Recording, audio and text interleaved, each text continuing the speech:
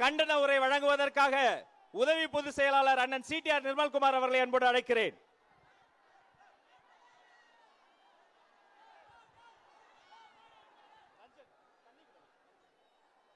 தமிழக அரசை கண்டித்து இந்த மாபெரும் கண்டன ஆர்ப்பாட்டத்திற்கு வருகை புரிந்திருக்கும் அனைவருக்கும் என்னுடைய வணக்கத்தை தெரிவித்துக் கொள்கிறேன். இப்படி ஒரு ஆர்ப்பாட்டம் தமிழகத்தில் எங்கும் பார்த்திருக்க மாட்டார்கள். இதுவரை தலைவருடைய வருகை குறித்து யாரும் எந்த அறிவிப்பும் வெளியிட்டதில்லை. ஆர்ப்பாட்டம் குறித்தும் கடைசி வரை எந்த அறிவிப்பும் வெளியிட்டதில்லை. நம்மளுடைய ஒரே நோக்கம் பாதிக்கப்பட்ட ஒடுக்கப்பட்ட இந்த மக்களின் குரலாக இருக்க வேண்டும் என்பது மட்டுமே ஒரே நோக்கம். தமிழக மக்களை போல ஒரு பாவப்பட்ட மக்கள் யாரும் இருக்க மாட்டார்கள். கடந்த 4.5 ஆண்டுகளாக தமிழக மக்கள் பட்ட துன்பங்கள் ஏராளம்.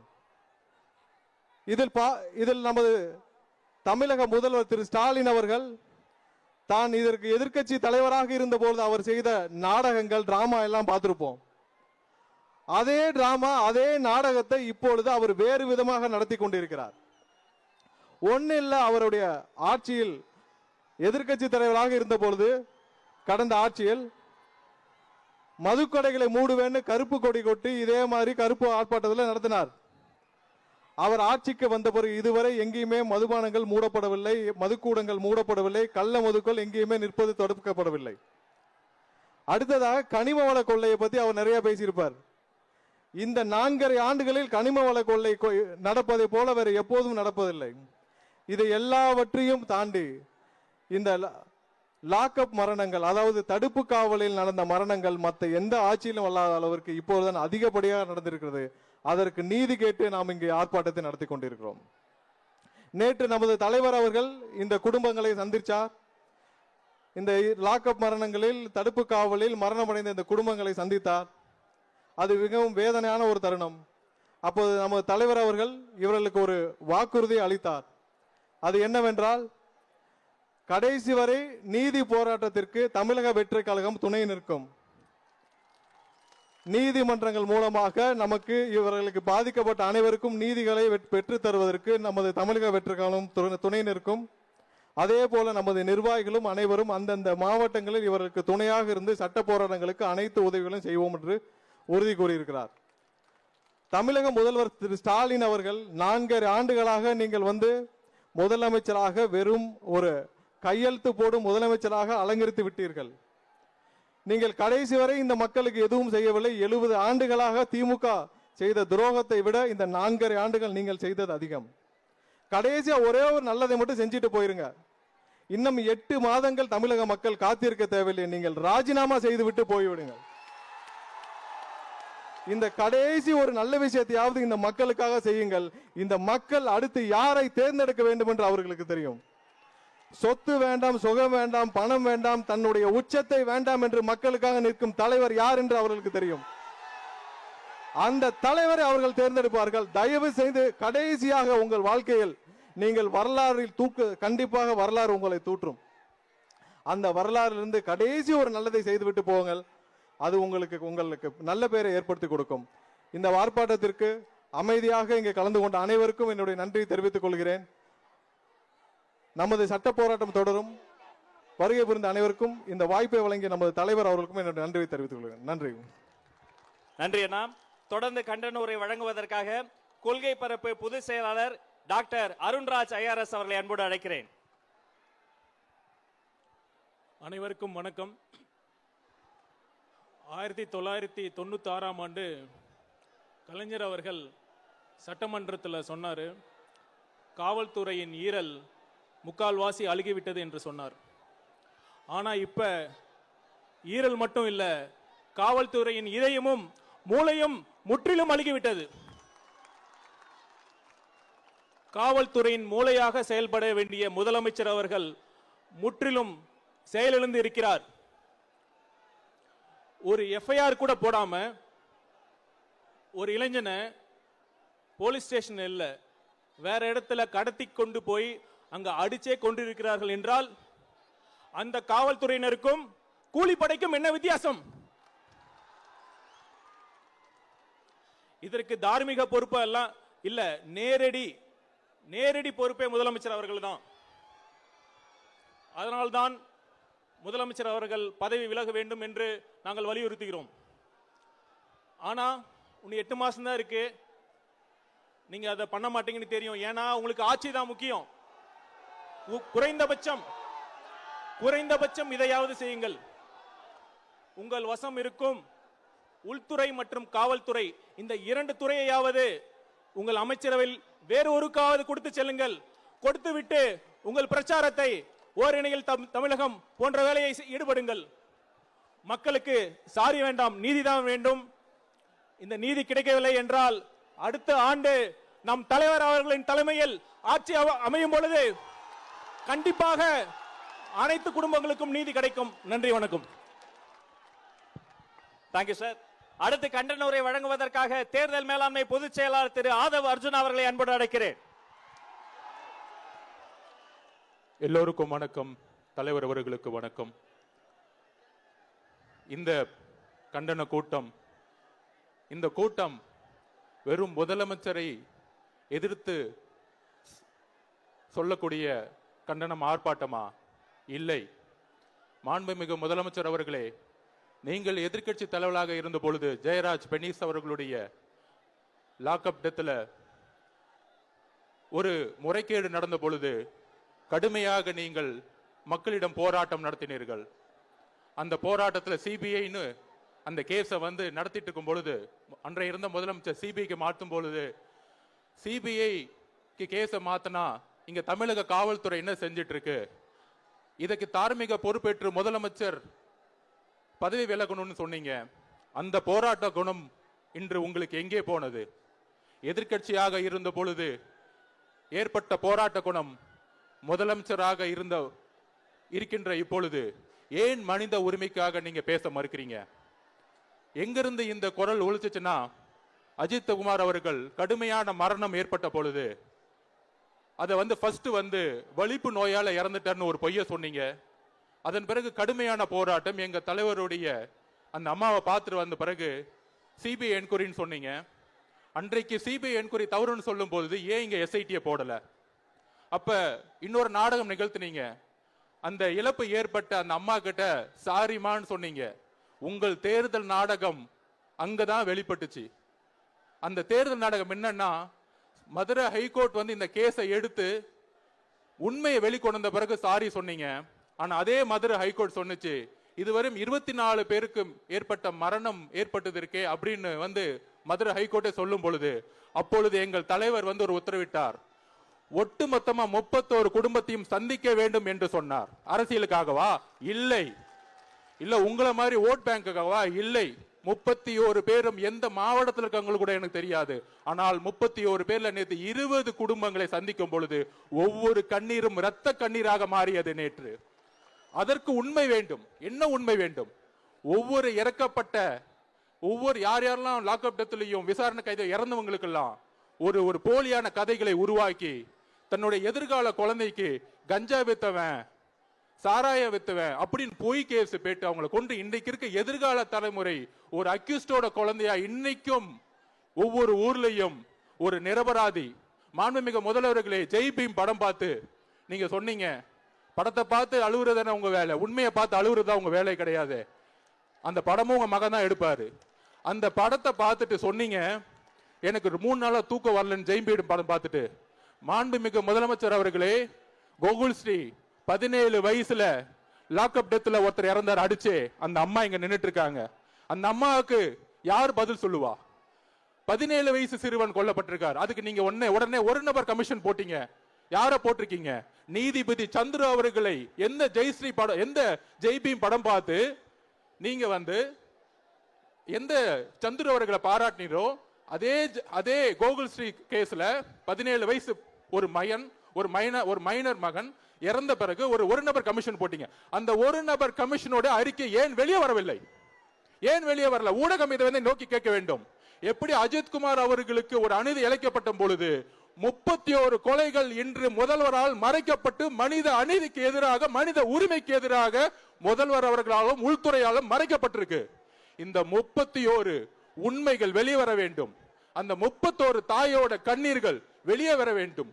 எங்களுக்கு உண்மைகள் வர வேண்டும். அரசியல், எலெக்ஷன், தேர்தல் இதெல்லாம் அப்புறம் வச்சுக்குவோம். ஆனால் உள்துறை அமைச்சராக இருக்கக்கூடிய நீங்கள் எதிர்கட்சி கூட்டணி கட்சியெல்லாம் சொல்றாங்களே காவல்துறை மேல கடுமையான விமர்சனம். காவல்துறை மீது தவற வந்து சுட்டி காட்டுறது முக்கியம். காவல்துறை நிர்வகிக்கக்கூடிய தலைவர் யார்? அந்த உள்துறை அமைச்சர் 31 நிரபராதிகளுக்கும் ஒரு முடிவை சொல்ல வேண்டும். முடிவை சொல்ல என்றால் எங்க தலைவர் தமிழகம் முழுவதும் மிகப்பெரிய போராட்டத்தை நடத்துவார். இதை ஏதோ வந்து கையில எடுத்தோம், ஒரு ஆர்ப்பாட்டம் பண்ணோம், ஒரு 6 மணிக்கு முடிஞ்சிட்டோம் அப்படிங்கிற கிடையாது. ஒரே ஒரு சொல்யூஷன் கேட்டாரு. எல்லாத்துடைய கண்ணீரும் தலைவர் பார்த்த பிறகு இதற்கு கடுமையாக நம்ம நியாயத்தையும் நீதியும் இந்த உலகம் முழுவதுக்கு எடுத்துரைக்கணுங்க அந்த தாயோட கண்ணீருக்குன்னு சொல்லியிருக்கிறாரு. அதுக்கான உடைய ஆர்ப்பாட்டம் தான் இன்று மாண்புமிகு முதலமைச்சர் அவர்களே, ஒவ்வொரு அரசு கொலைகளும் ஒரு நியாயம் இருக்கிறது. நீங்க எப்படி படம் பார்த்து சந்துரு அவர்களை வந்து பாராட்டினீங்களோ, நீதிபதி சந்திர அவர்களுடைய அறிக்கையை இன்று இரவுக்குள் வெளியிட வேண்டும். நீதிபதி சந்திர அவர்களே, உங்களுக்கு நீங்க ஒரு உண்மையானவர்கள், இல்லை என்றால் நீங்கள் வெளியிடுங்கள். எப்படி வந்து ஒரு மனித உரிமைக்கு எதிராக வந்து நீங்கள் குரல் கொடுத்தீங்களோ, இந்த அரசினுடைய உண்மையை வெளிக்கொண்டு வர வேண்டும். நன்றி, வணக்கம். ஹலோ, நன்றி. பல்வேறு தடைகளை தாண்டி பாதிக்கப்பட்ட குடும்பங்கள் இங்கே இருக்கிறார்கள். அவர்களுக்காக தமிழ்நாடு முழுக்க பல தடைகளை தாண்டி தமிழக வெற்றி கழகத்தினுடைய தொண்டர்கள் இங்க வந்து நிற்கிறீர்கள். உங்களை எல்லாம் இங்க வரவழைத்து மாவட்ட செலமெல்லாம் கூட்டு வந்த நம்முடைய மதிப்பிற்குரிய பொதுச் செயலாளர் என் ஆனந்த் அண்ணன் அவர்களே, வருக, கண்டன உரை தருக. மதிப்புக்கும் மரியாதைக்குரிய கிளை, வார்டு, வட்டம், பகுதி, ஒன்றியம், பேரூராட்சி, நகரம், மாநகரம், மாவட்டம் மற்றும் சார்பு அணிகள் நிர்வாகிகளே, மாநில பொறுப்பாளர்களே, மாவட்ட கழக செயலாளர்களே, காவல்துறை அதிகாரிகளே, ஊடக நண்பர்களே, தளபதி நெஞ்சில் குடியிருக்கும் தமிழக வெற்றி கழகத்தின் தொண்டர்களே, இந்த போராட்டம் நீதி கேட்கும் போராட்டம், நியாயம் கேட்கும் போராட்டம், பாதிக்கப்பட்ட மக்கள் அனைவருக்கும் குரல் கொடுக்கும் போராட்டம், மக்கள் போராட்டம், எழுச்சி போராட்டம். எங்கள் தலைவர் சிந்தனை எல்லாம் மக்கள் மக்கள் மக்கள் மட்டும்தான். தம்பி அஜித் குமார் உள்ளிட்ட அனைத்து மக்களின் குடும்பங்களுக்காகவும் அவர் நீதி கிடைக்க போராடுகிறார். தாய்மார்களுக்கு ஒன்று சொல்கிறேன், உங்களுக்கு எந்த பிரச்சனை வந்தாலும் உங்களுக்காக குரல் கொடுக்க உங்கள் வீட்டு பிள்ளையாக, அண்ணனாக, தம்பியாக தளபதி வருவார். அவரோடு நாங்களும் வருவோம். நன்றி, வணக்கம்.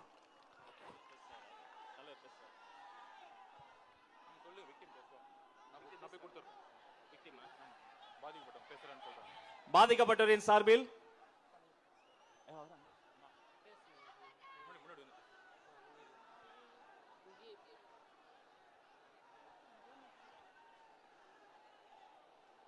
எங்களுக்கு குரல் கொடுக்க எங்கள் அண்ணா விஜய் அவர்களுக்கு பெரிய நன்றி. ஃபஸ்ட்டு இங்கே வந்திருக்க மக்கள் அனைவருக்கும் நன்றி. பாதிக்கப்பட்டவங்க, இல்லாதப்பட்டவங்கன்னா நியாயம் கேட்க யாருமே இருக்க மாட்டாங்கன்னு நினச்சோம். ஆனால் நீங்கள் அத்தனை பேரை கூடுவதை பார்த்தா தமிழ்நாடு எங்கள் பின்னாடி தான் இருக்கிற மாதிரி இருக்குது.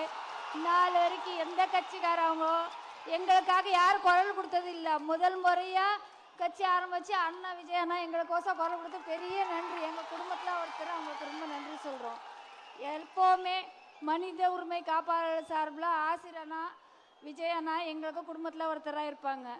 ரொம்ப பெரிய நன்றி எல்லாருக்கும். இந்த அம்மாவுடைய குழந்தை தான் 90 காயங்களுக்கு ஆளாகி கொல்லப்பட்ட குழந்தையினுடைய தாய் இங்க இருக்கிறாங்க. ஒவ்வொரு குடும்பத்துக்கு பின்னாடி அப்படி கண்ணீர் இருக்கு. இவங்களுக்கு யாரும் குரல் கொடுக்க மாட்டீங்கன்னு நினைச்சீங்க. குரல் அற்றவர்களின் குரலாக தமிழக வெற்றி கழகத்தினுடைய தலைவர், வெற்றி தலைவர் தளபதி அவர்களின் உரை இதோ.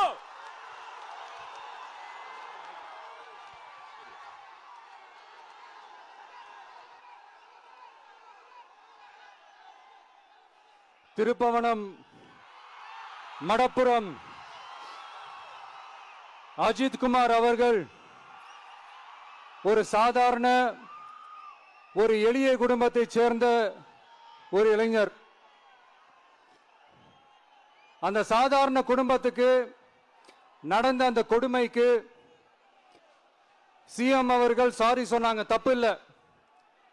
இப்ப அதோட சேர்த்து இதையும் கொஞ்சம் பண்ணிருங்க சிஎம் சார். உங்களுடைய ஆட்சி காலத்தில் இதே மாதிரி போலீஸ் விசாரணையில் 24 பேர் இறந்து போயிருக்கிறாங்க.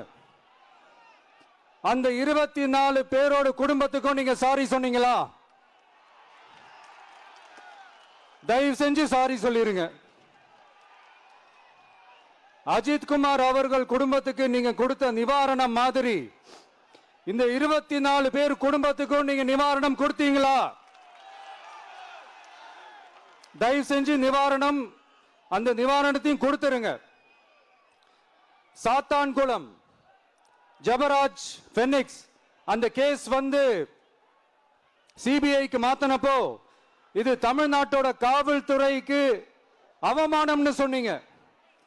இன்னைக்கு நீங்க உத்தரவிட்டதுக்கு பேர் என்னங்க சார்? அதேதானே அன்னைக்கு நீங்க சொன்னதும் இன்னைக்கு நடக்கிறதும் அதேதானே? அதே சிபிஐ தானே?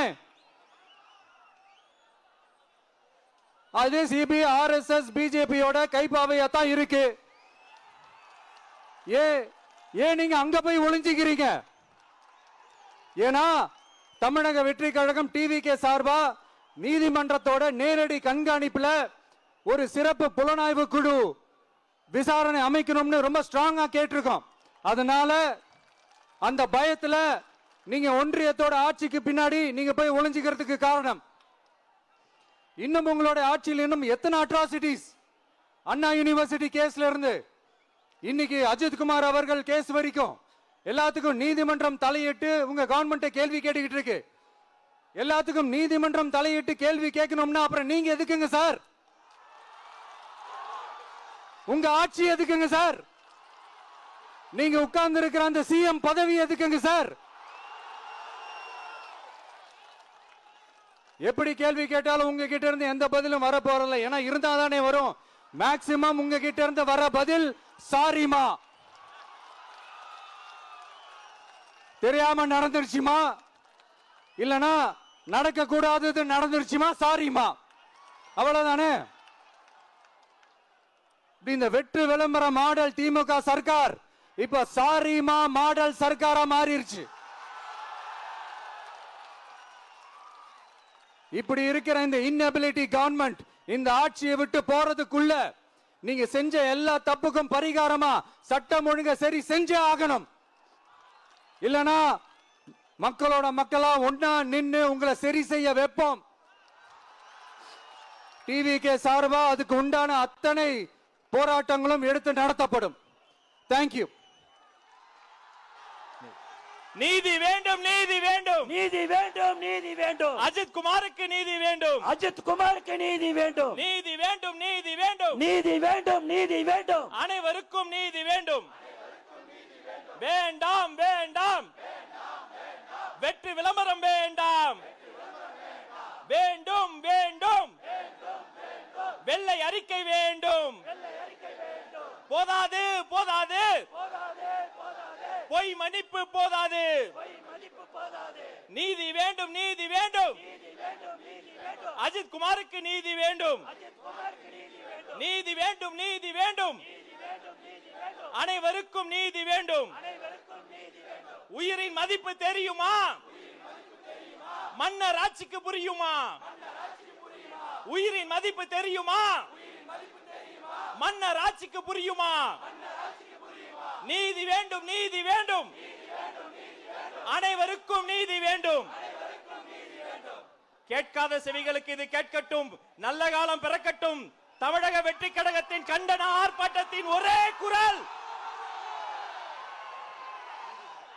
நீதி வேண்டும், நீதி வேண்டும், நீதி வேண்டும், நீதி வேண்டும். அனைவருக்கும் நீதி வேண்டும், நீதி வேண்டும், நீதி வேண்டும். அஜித் குமாருக்கு நீதி வேண்டும், நீதி வேண்டும், நீதி வேண்டும்.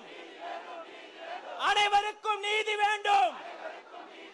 நம்ம தளபதி படம் போட்ட வாகனங்கள் ரொம்ப பிடிச்சு போனதால அங்க தடுத்து வைத்திருக்கக்கூடிய அவர்களுக்கும் சேர்த்து சொல்றோம், நீதி வேண்டும், நீதி வேண்டும், நீதி வேண்டும், நீதி வேண்டும். அனைவருக்கும் நீதி வேண்டும், நீதி வேண்டும், நீதி வேண்டும். அனைவருக்கும் நீதி வேண்டும். மண்டபத்தில் அடிச்சவங்களுக்கு காலையில் இருந்து எங்களை சந்திக்கணும் என்பதற்காக இந்த நல்ல நாளிலே கல்யாண மண்டபத்திற்கு எங்களுக்கு அழைத்து போன அதிகாரிகளுக்கும் சேர்த்து சொல்கிறோம், நீதி வேண்டும், நீதி வேண்டும், நீதி வேண்டும், நீதி வேண்டும். அனைவருக்கும் நீதி வேண்டும். நீதி வேண்டும், நீதி வேண்டும். அனைவருக்கும் நீதி வேண்டும். கட்சி கொடிய பார்த்ததுக்கே வாகனங்களை தமிழ்நாடு முழுக்க ஸ்தம்பிக்க வச்சு நாங்க பண்ண நினைச்சது அவங்களே பண்ணிட்ட. சர்க்காருக்கு கேட்கும்படி சொல்றோம். வேண்டாம், வேண்டாம். வெற்றி விளம்பரம் வேண்டாம். வேண்டாம், வேண்டாம். வெற்றி விளம்பரம் வேண்டாம். வேண்டும், வேண்டும். வெள்ளை அறிக்கை வேண்டும். வேண்டும், வேண்டும். வெள்ளை அறிக்கை வேண்டும். இந்த மேடையில் இருக்கக்கூடியவங்க தனியால் இல்ல, உங்க கூட எங்க தலைவர் இருக்கார், தமிழக வெற்றி கழகம் இருக்கு. உங்க அத்தனை பேருக்கும் சேர்த்து இறுதியா மீண்டும் ஒரு முறை நீதி வேண்டும், நீதி வேண்டும். அனைவருக்கும் நீதி வேண்டும். நீதி வேண்டும், நீதி வேண்டும். அனைவருக்கும் நீதி வேண்டும். நீதி வேண்டும், நீதி வேண்டும். அனைவருக்கும் நீதி வேண்டும். நன்றி.